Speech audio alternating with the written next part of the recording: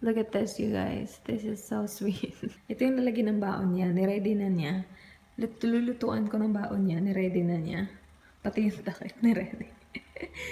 Tapos, yung sugar ko, tapos yung coffee ko, yung mug ko, nilagay niya dito. And then, yung ano niya, lalagyan niya ng coffee to go niya. Tapos yung coffee niya. Tapos may gunting pa. Para saan yung gunting? Oh, para dito. Hindi to kailangan ng gunting. Nakakaloka. Pero yeah. Tapos ito, nilagyan na ng tubig. The best talaga tong bacon. Good morning, guys! Umalis na si Mr. Bear. Actually, kanina pa. And, I'm gonna cook bacon. Kasi, gutom na ako. Nag-coffee lang ako kanina. Walang cracker or whatever. Just plain coffee. And then, now, I'm gonna have rice and bacon. Ooh, what the F? Let me just turn this bad boy on. Para maluto na natin si Baconet. Baconet! And yeah, later pupunta kami sa bahay ng mama ni Mr. Bear kasi it's Wednesday again. Family day. So yeah. And I'm gonna meet more people today. So darating yung I'm not sure kung stepsister or stepbrother niya. I forgot, but we will ask him later on. Yeah, luto muna ako ng bacon and I'll talk to you guys later. Hello! Katapos ko lang maligo. And yes, I'm wearing my monkey emoji jumper. So, tawag nila dito sa mga ganito jumper. So, yeah, I'm wearing it today. If you're wondering, I got this from H&M nga pala. Sa SM Seaside sa Cebu. So, yeah, doon ko ito nabili. On sale siya. Actually, nandito pa yung tag eh. Hindi ko makita. 500 ata. Is that? Yeah, 500 yung bili ko niyan. And originally, parang 599. So, 99 lang yung na-save ko. Nakakaloka. I'm wearing, obviously, my forever necklace from Kim's Collections 2015. Ano to eh, nabuhol pa rin siya. Pero, hindi ko na tinanggal yung buhol kasi nakakatamad. Nandun pa rin yung buhol, pero okay lang yan. Meron pa naman akong 2 hours to get ready kasi in 2 hours pa darating sa Mr. Bear. So, yes. Sana hindi ko makalimutan tanggalin tong tag na to ng damit ko. I should film a video today. I filmed the video yesterday and wala sa plano yun. Ano ba yung masakit? Parang may tumutusok dito. Parang gusto ko mag-film ng video kasi suot ko tong jumper na to. Ano ba yun? Yung pimple ko nandito pa rin. Pero okay na siya. Hindi na siya ganun ka-bumpy. Like, hindi na siya bumpy. So, ano na siya? Parang flat na siya. Pero red pa rin siya tingnan. I mean, not completely flat. But not as bumpy as before. So, bumpy talaga. I'm looking for a good moisturizer na available dito. Kasi yung Eye White Aqua Moisturizer, maganda siya. Pero, parang I don't think it's moisturizing enough. Parang, feeling ko sobrang lamig dito na parang hindi kaya ng Aqua Moisturizer. Hindi ko alam ha. Tapos I tried using, as you guys saw on my previous vlog, I started using again my, ano nga ulit tawag doon? Yung pampaputi. Snow. Pero parang hindi siya ganun kahiyang sa weather. I'm not sure. Or siguro yung skin ko lang talaga is acting up kasi nga, diba, iba yung weather. So, parang yung snow, hindi ganun kaganda yung result dito. So, nag-stop muna ako gamitin yung snow. Kasi diba, nung nasa Philippines pa ako, oily yung skin ko. Ngayon, guys, hindi na siya oily. Parang nagda-dry na ng konti yung skin ko. Nakakaloka. Like, kahapon may nakikita ko mga dry patches around my cheeks and around my nose. So I was like, nope, I'm no longer oily. Let me know kung ano yung paborito yung moisturizer. Kasi I do not know what to do. Parang pinapalaki tingnan ng jumper na to yung shoulders ko. Parang nandito lang naman yung shoulder ko. Tapos dito nandito. Para sana dito lang. Kasi parang ang laki tingnan ng braso ko. Ano ba yan? I'm having such a hard time na maghanap ng mga susuotin.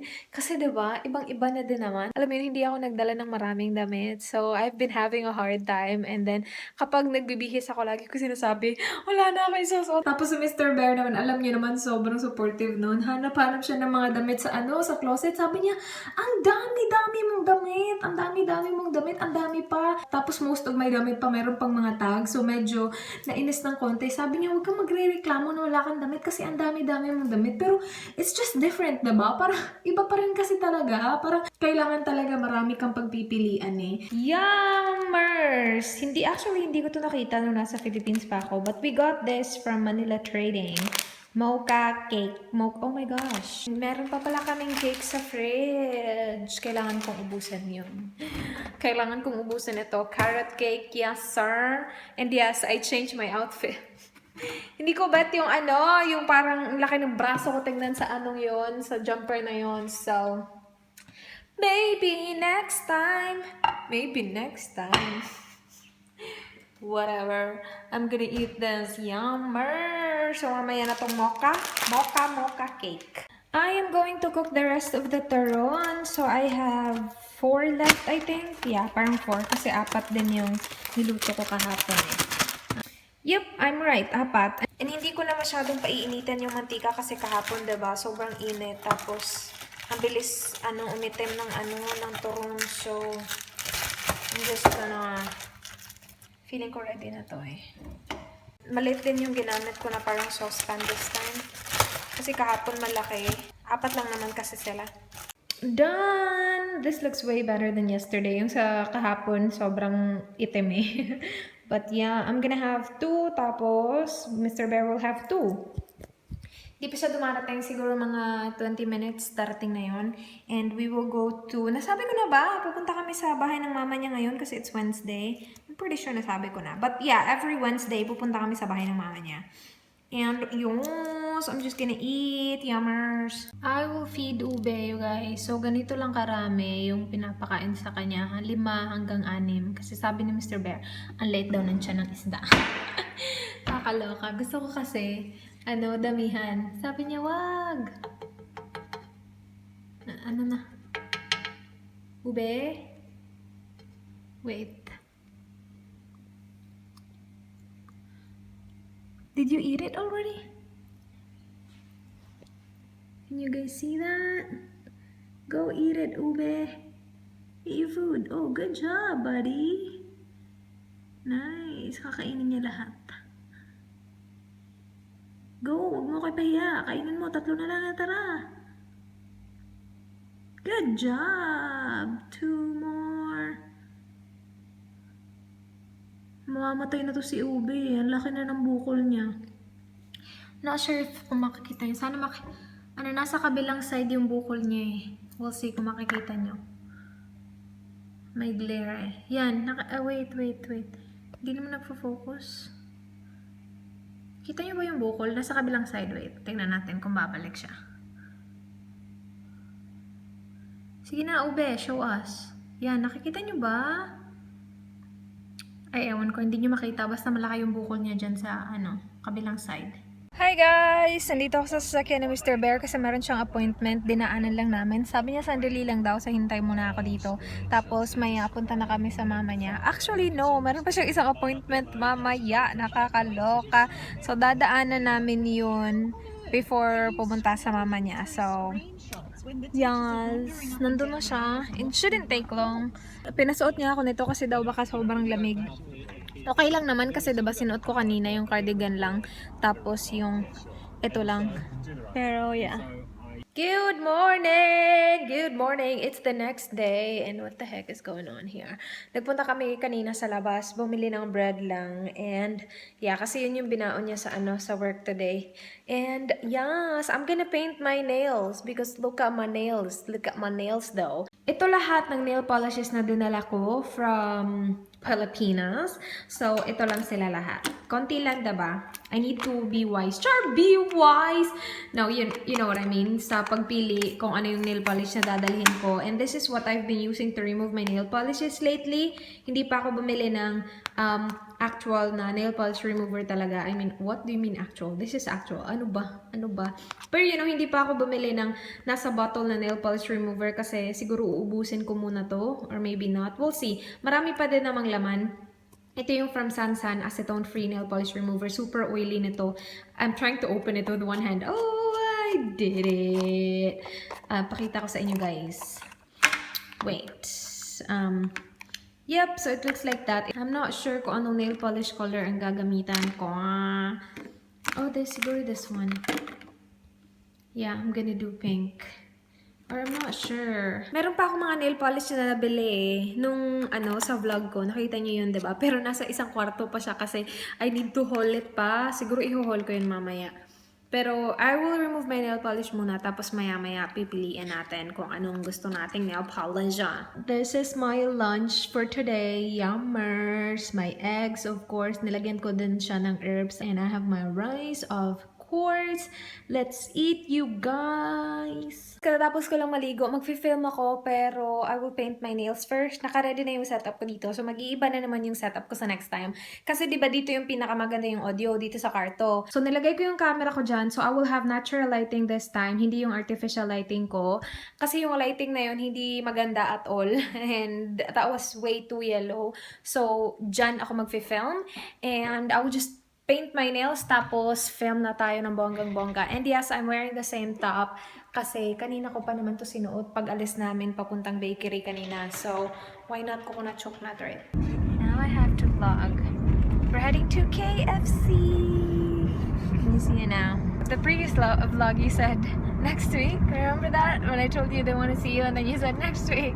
And I think they didn't hear the lies. You said lies. Lies. Yeah, but yeah, they're expecting you. Next year. Next year. We're going to KFC. I'm wearing my pajamas. What did I do? What did I do? I did what do you call that? Putting petrol in the car. Pumping. Oh yeah, Pumping petrol. I pump it It was just myself. like filling up, putting It was my first time. Well, in the Philippines, we don't do that. They do it for us. Exactly. Yeah. KFC. Yummer. Easy going in. Nah, no. Let's not go in. My pajamas is not for KFC.